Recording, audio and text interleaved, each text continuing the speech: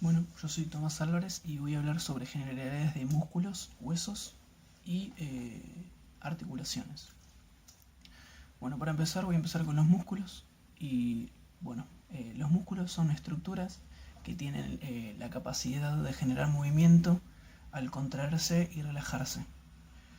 Los músculos siempre actúan en pares antagónicos y el tejido que forma el músculo se llama tejido muscular y está formado por células especializadas que se llaman miocitos, que tienen la propiedad de aumentar o disminuir su longitud cuando son estimuladas por impulsos que provienen del sistema nervioso.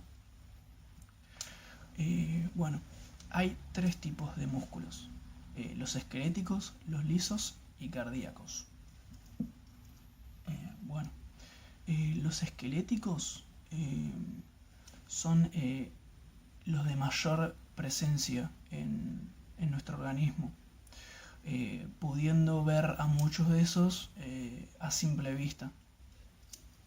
Luego están los lisos, y estos se caracterizan ya que sus acciones son plenamente involuntarias, es decir que sus contracciones musculares son llevadas a cabo por impulsos generados en el sistema nervioso.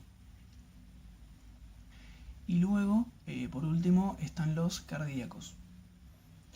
El músculo cardíaco se compone de células llamadas cardiocitos, y estas células tienen un aspecto estirado muy similar al del músculo esquelético, pero su estructura general es más corta y gruesa.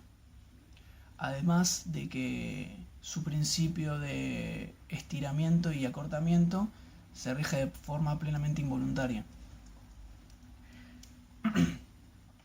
Bueno, las funciones que tienen estos músculos dependen también de su tipo, o sea, de que si son esqueléticos, lisos o cardíacos.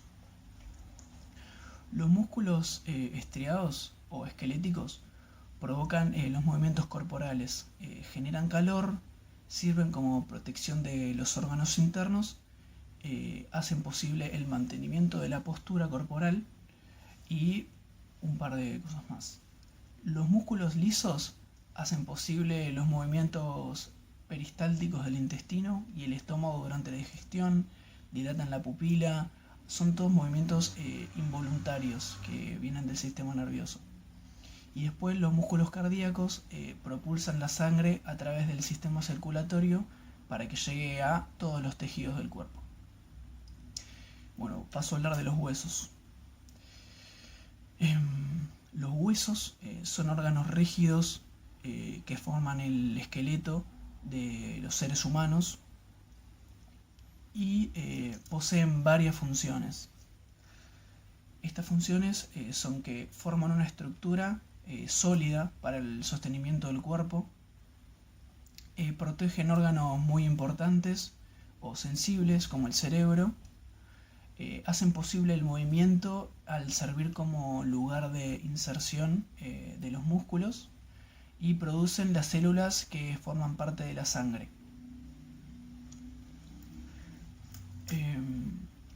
Hay diferentes tipos de músculos, de huesos, y pueden dividirse dependiendo su forma. Pueden ser o largos o cortos o planos. Los huesos largos son más largos que anchos, por eso son largos. Están formados por una diáfisis, que es el cuerpo, y por la epífisis, que son los extremos, y sirven para la locomoción y el movimiento. Un ejemplo puede ser la tibia, el húmero o el fémur. Después están los cortos, que son igual de ancho que de largo. Están formados por tejido óseo esponjoso y una delgada capa que se llama decompacto. Un ejemplo puede ser el hueso de la mano, o el carpo de la mano, o la rótula. Y después, por último, tenemos los planos, que son delgados y su función principal es la de protección. Protegen los órganos más importantes del cuerpo, por ejemplo el cráneo o el esternón. Y bueno, por último, tenemos las articulaciones. Que bueno, una articulación se llama a la estructura que permite la unión entre dos huesos o entre un hueso y un cartílago. Las articulaciones pueden estabilizarse mediante ligamentos que unen los extremos óseos y tienen movilidad gracias a los músculos en los que se insertan. Y bueno, para dividir a las articulaciones podemos dividirlas según su estructura o su función. Por su estructura, que es la manera morfológica, por así decirlo, de diferenciarlas, y son tres tipos. Son las fibrosas, las cartilaginosas y las sinoviales. Y después podemos también dividirlas por su función, que es la manera fisiológica. El cuerpo humano también tiene diversos tipos de articulaciones, que las fisiológicas se pueden dividir entre las sin artrosis, que son las no móviles, la afiartrosis, con poco movimiento o muy limitado, y la diartrosis, que es la de mayor amplitud o mayor complejidad de movimiento, o sea que puede moverse más esa articulación. Y bueno, por último de todo, voy a pasar a hablar sobre un hueso, una articulación y sobre 5 músculos. Bueno, como hueso elegí la clavícula. Bueno, la clavícula es un tipo de hueso largo que se encuentra en la parte antero superior del tórax y tiene forma de S. Posee 2 caras, una superior y una inferior. También tiene 2 extremidades de la epífisis, la esternal, que articula con el esternón, por eso se llama esternal, y la epífisis acromial, que articula con el acromión. Y por último, también posee 2 bordes, uno anterior y uno posterior. Bueno, de la articulación voy a hablar sobre la articulación acromioclavicular, que tiene que ver con la clavícula. Es una articulación de tipo diartrosis, o sea que tiene mucha capacidad de movimiento, y de género artrosis, ya que cumple con movimientos de deslizamiento, aproximándose a la clavícula y al acromión, como, por así decirlo, 2 agujas de una brújula. También posee 3 ligamentos. Ellos son el acromioclavicular, superior e inferior, el trapezoide y el conoide. Y por último voy a hablar de 5 músculos. El primero del que voy a hablar es el músculo subclavio. Este es un músculo inspirador, es decir, que se expande y se contrae al realizar las acciones de inspiración y exhalación. Este también se inserta desde la primera costilla hasta la clavícula. Se extiende desde la cara inferior de la clavícula hasta la primera costilla. El segundo músculo es el pectoral menor. Este sigue siendo un músculo inspirador que pertenece a la cara anterior.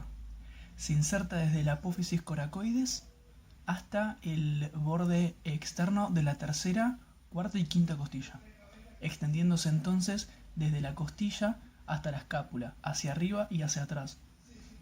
Es un músculo delgado y tiene forma triangular. Otro músculo es el pectoral mayor. El músculo pectoral mayor cubre los músculos profundos. Es un músculo triangular, ancho y aplanado.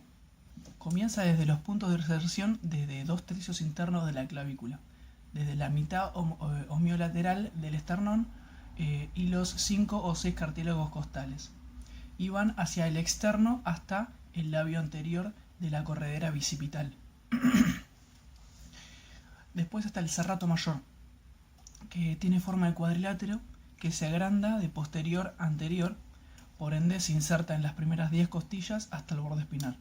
Es decir, que se extiende desde las costillas hasta el omóplato. Bueno, y por último, el músculo subescapular.